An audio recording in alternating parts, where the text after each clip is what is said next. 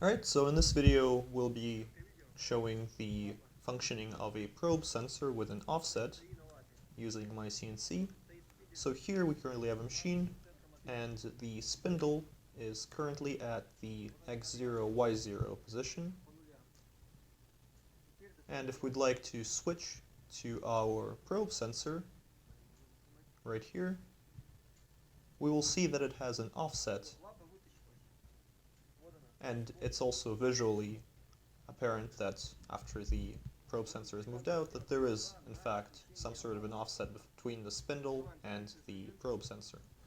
And we can check what that offset is by going into our tool diagnostics window and checking our tool 22, which happens to be our probe sensor. So it's negative 49.45. Okay, so now we'd like to move this probe sensor to the center by going x0, y0, pressing that button on the screen, and we can see that the coordinates are now at 0, 0, and we can run the probing procedure. Here we're just running a sample probing procedure to find the edges of a circle.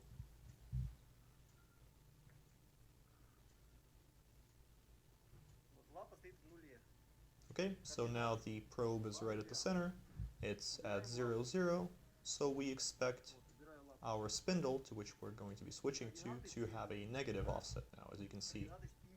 Because again, just visually we can inspect it and we can check that the spindle is moved off to the left. Now we move it back to a x0, y0 position, and it moves back. So that's how probe sensors with two offset work in myCNC.